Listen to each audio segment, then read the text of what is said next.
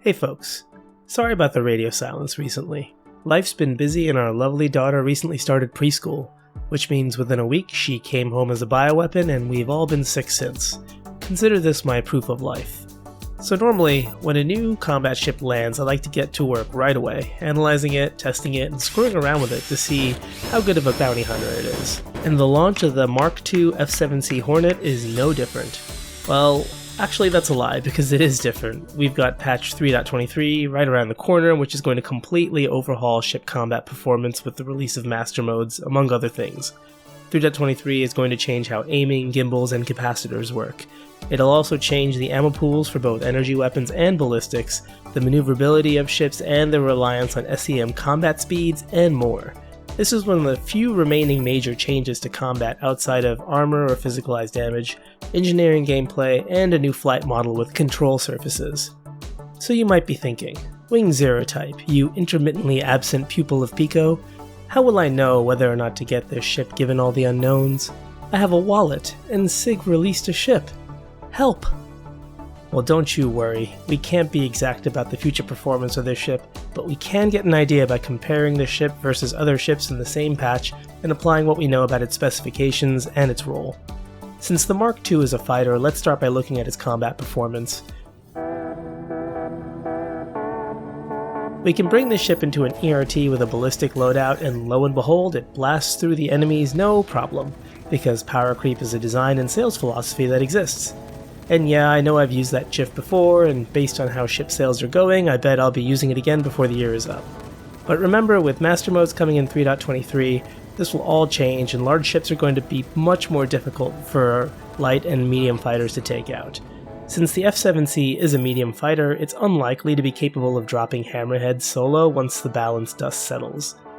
That said, with a size 3 and 3 size 4 hardpoints, you can hit for 4700 ballistic DPS, which is insane. You can also use all the same front and rear turrets that a Mark I Hornet can use, so you can push the ballistic DPS even higher to 4950 if you use the nose turret, but I avoid that since it can take some damage and become disabled until you repair it. If you go with an energy-based loadout, you'll get more DPS by putting the ball turret on the back, trading one of the size 4s for 2 size 2s. I wouldn't personally use a laser cannon loadout with this ship due to the bugged enemy size 2 shields and the immense strength of the 80 series Gatlings right now. I'd only recommend laser repeaters for PvP and if you're hunting smaller ships, or honestly if you just don't feel like putting in the extra effort to aim the slower projectiles of the 80 series Gatlings. The laser repeater loadout on the Mark II puts out 1100 DPS, which is about 5% more than the Mark I Hornet's output, since increasing the size of the laser repeaters doesn't add that much damage on the same capacitor. Both Mark I and Mark II Hornets also have the same top speed, but the Mark II has a higher SCM speed, but also worse acceleration.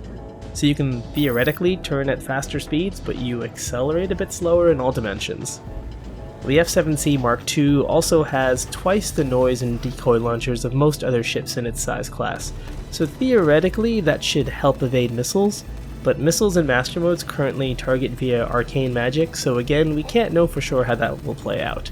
Speaking of arcane magic, the Mark II Hornet can fit 8 size 1 missiles, which are tucked safely in a compartment in the central fuselage.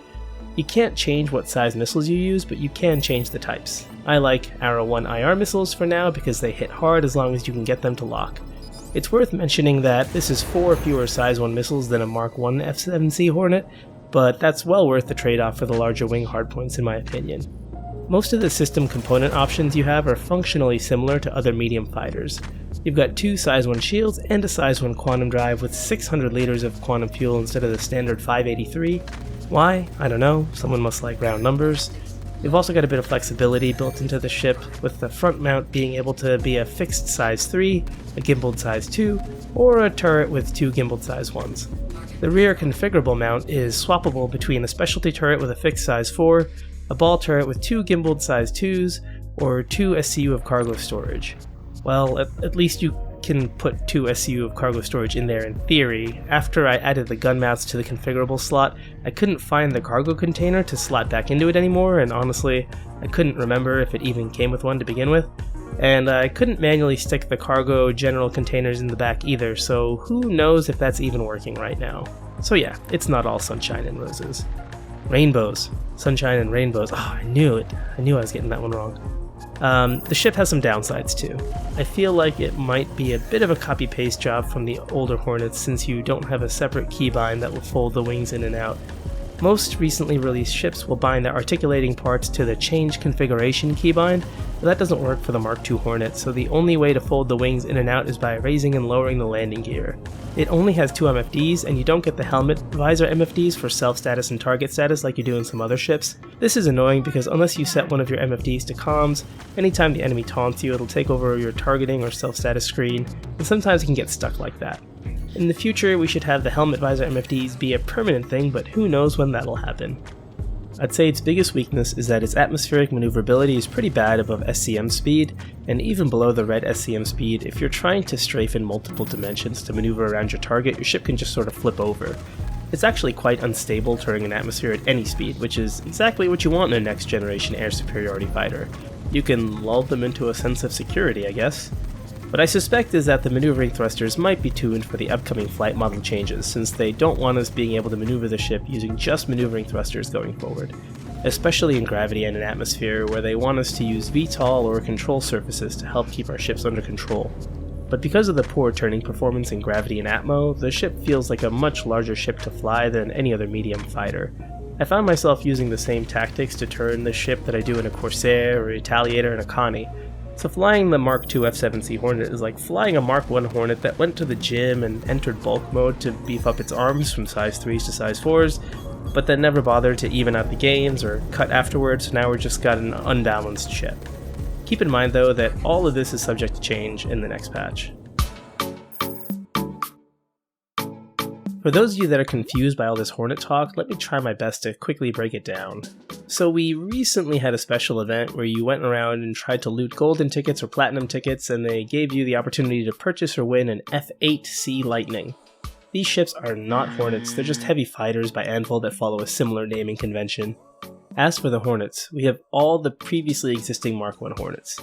There was the F7C Hornet, the F7CS Hornet Ghost, the F7CR Hornet Tracker, and the F7CM Super Hornet.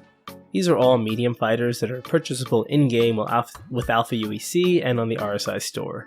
There was also an F7A Hornet Mark I that was not available to players other than I think one person who won one through a loophole. People were also available to acquire F7A cosmetic upgrade kits through a limited time charity event for the Mark I Hornets. Now, with this Overdrive event, SIG has released the F7C Mark II Hornet to players. These do not replace the previously existing Mark I Hornets, and it's not currently clear whether we're going to get upgraded variants of the Mark I Ghost, Tracker, and Super Hornet, since the F7C Mark II Hornet just became available to purchase on the store for the first time. You can't buy it in-game right now, but I'm not aware of any reason why it wouldn't follow the same cycle of in-game availability as most other ships after a couple of quarters, since they have a civilian designation. The Overdrive event also brought the opportunity to acquire Cross-Chassis Upgrade, or CCU, from a Mark II F7C Hornet to the military variant Mark II F7A Hornet. Anyone who completes all the phases of this event will be awarded the CCU in their hangar, even if they don't own the new Mark II F7C Hornet. The event is going to have multiple different phases, each consisting of a bunch of missions that need to be completed, and the event will run until Invictus starts in May. You can complete all phases of the event anytime before it ends, so you don't need to rush to do it all right now. The awarded CCUs cannot be applied to in-game bought ships, so it's only really useful if you're considering to buy the Mark II F7C Hornet at some point, but it's a fantastic gesture from SIG in my opinion, and people that are upset about not getting the ship for free should probably pause to think about what they're really angry about. Another solid gesture from SIG is that anyone who had a Mark I F7A cosmetic upgrade kit will be given the fully flyable Mark I F7A, so they'll have a super rare collector ship to offset the loss of specialness of their cosmetic upgrade kit once there are Mark II F7As flying around. Admittedly, I had to learn most of this Hornet history myself to write this up, and I've tried to validate this with multiple sources, but if I got something wrong, please correct me and I'll pin a comment. I know we were light on the combat analysis for this video compared to my typical stuff, but it's for good reason. I don't want people being misled by this video in a month if everything changes and this video seems like it might be correct based on the billions of likes and the charming creator. But based on what we can see right now and what we know is coming down the pipe, I'm a bit confused by the point of the Mark II F7C, to be honest.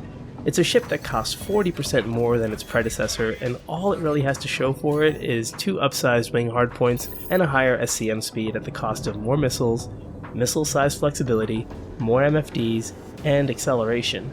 And if you consider that higher caliber weapons are meant to punch through heavier armor and therefore most likely meant to tackle larger ships, it's weird that this ship is being released around the same time as Master Modes, for which the devs have made it quite clear that they don't intend for light and medium fighters to be able to take out larger ships without a significant numbers advantage. Maybe with the weapon and capacitor rebalance, these larger wing hardpoints will really shine, but for now I just can't see the point of this ship once Master Modes comes in and we can no longer slap large VHRT and ERT targets silly with 80 series Gatlings in a solo Hornet. So for now I'd have to say this is a don't buy. We'll get the Mark II F7A upgrade token anyway as long as we complete the in-game missions, so if the Mark II Hornets prove themselves to be worth $175 down the line, you can always get it later during Invictus or IAE. What do you folks think? If you've got any questions or comments, please let me know. You can find me in the comments, on Twitch, or in my Discord, so come by and say hi.